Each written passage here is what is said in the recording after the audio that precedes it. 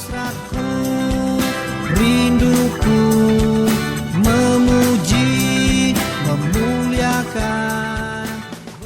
Shalom Bapak Ibu yang terkasih dalam Tuhan Yesus Kristus. Dalam Roma pasal 6 ayat yang ke-23 dengan jelas dikatakan bahwa dosa membawa maut.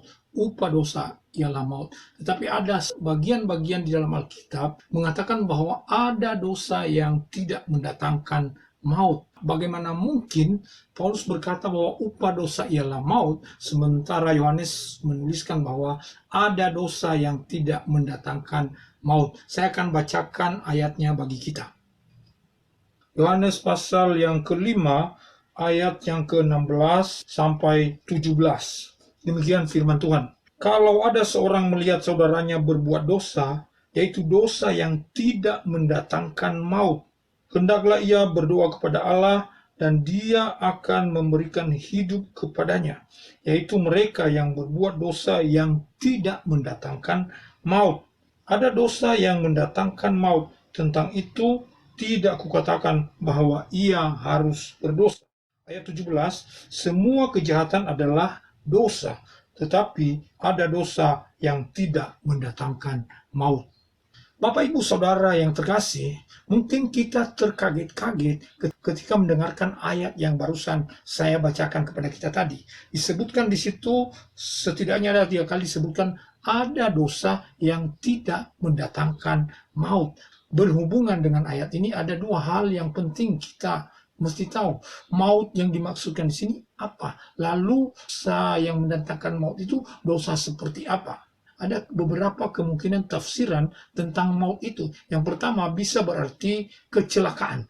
Maut bisa diartikan, ditafsirkan sebagai kecelakaan. Sehingga ada istilah dalam dunia sekuler kecelakaan maut. Atau ada tafsiran lain juga seperti tafsiran yang dikemukakan oleh Matthew Henry Commentary. Dia mengatakan bahwa maut di sini adalah dosa-dosa yang mengakibatkan orang yang melakukan dosa itu dihukum mati menurut aturan-aturan hukum yang berlaku di suatu negara.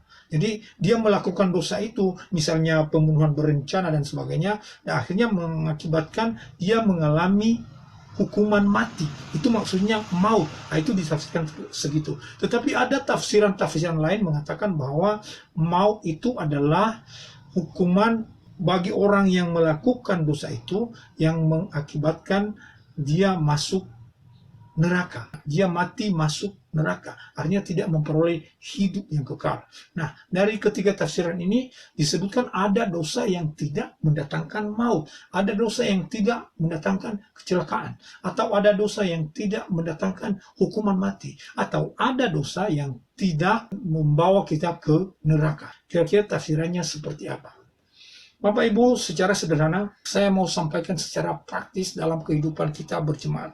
Pertama-tama, surat ini ditujukan kepada orang-orang yang sudah percaya. Maka di ayat yang pertama, pembacaan perikop ini sebenarnya dituliskan demikian. Semuanya itu kukatakan kepada kamu, supaya kamu yang percaya kepada nama Allah tahu bahwa kamu memiliki hidup yang kekal. Jadi orang-orang yang menerima surat ini adalah orang-orang yang percaya dan diberitahukan kepada mereka bahwa mereka memperoleh hidup yang kekal. Dan hidup yang kekal itu tetap ada di dalam diri mereka. Banyak penafsir di masa kini menganggap bahwa dosa yang tidak mendatangkan maut itu sebenarnya berbicara tentang orang-orang yang sudah memperoleh kepastian keselamatan. Jadi secara umum maut yang dibicarakan adalah masuk neraka, dan bukan maut berarti masuk surga. Ketika kita melihat surat ini disampaikan kepada orang-orang yang sudah percaya supaya mereka berdoa buat saudara-saudara mereka yang melakukan dosa-dosa dalam kehidupan mereka setelah mereka percaya kepada Yesus Kristus. Penafsir dari Gereja Reform, saya sangat setuju, dia berkata begini, dosa yang mendatangkan maut adalah dosa menentang Roh Kudus, sebagaimana yang diungkap di dalam kitab Matius dan kitab-kitab Injil yang lain, bahwa mereka sekalipun Roh Kudus mengingatkan, memimpin, menuntun mereka mengaku dosa dan menerima Tuhan Yesus sebagai Tuhan dan Juru Selamat, namun mereka tidak mau datang kepadanya, tidak mau menerima keselamatan itu. Maka pada akhirnya mereka masuk neraka. Semua dosa-dosa mereka diakumulasikan untuk membawa mereka ke dalam neraka. Akan tetapi, bagi orang-orang yang sudah percaya, dia sudah memiliki kepastian masuk surga. Dia sudah memastikan diri lepas dari ancaman maut itu, sehingga ketika ia berdosa itu tidak mendatangkan maut. Jadi Bapak Ibu yang terkasih, dosa yang tidak mendatangkan maut adalah dosa-dosa yang dilakukan oleh orang-orang percaya yang walaupun mereka berdosa, mereka tetap memiliki kepastian keselamatan masuk surga, tidak masuk neraka. Akan tetapi ada konsekuensi dari dosa-dosa yang dilakukan. Bisa konsekuensi untuk kehidupan saat ini, bisa ditegur Tuhan. Dan untuk masa yang akan datang, untuk akhir zaman, mereka kehilangan upah, mereka kehilangan mahkota. Maka Yohanes mengingatkan kepada penerima suratnya, supaya mengingatkan saudara-saudara itu, jangan sampai mereka kehilangan upah, jangan sampai mereka kehilangan sukacita di dunia ini, karena mereka melakukan dosa-dosa yang tidak membawa maut itu. Apa yang diungkapkan oleh Rasul Paulus dalam Roma pasal 6 ayat 23 itu tidak berhenti sampai upah dosa ialah maut. Jadi dilanjutkan dengan kalimat yang baru lagi bahwa tetapi karunia Allah adalah hidup yang kekal. Semua dosa yang kita lakukan selama kita belum menerima Yesus sebagai Tuhan dan Juru Selamat itu membawa kita ke dalam neraka. Akan tetapi karunia Allah membawa kita kepada surga sebesar apapun dosa-dosa yang pernah kita lakukan. Bapak Ibu yang terkasih, jadi dosa yang tidak membawa maut itu bisa berarti bahwa dosa selain menghujat Roh Kudus. Dosa yang dilakukan oleh orang-orang yang sudah di dalam Tuhan, yang bisa mengakibatkan hidup mereka kehilangan sukacita, tetapi tidak membawa maut.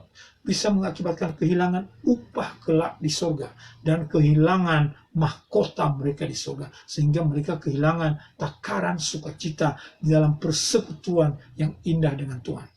Maka tentang hal itu menasihatkan supaya kita mengingatkan saudara-saudara kita mendoakan saudara-saudara kita. Tetapi juga tidak melarang untuk mendoakan orang-orang yang belum percaya.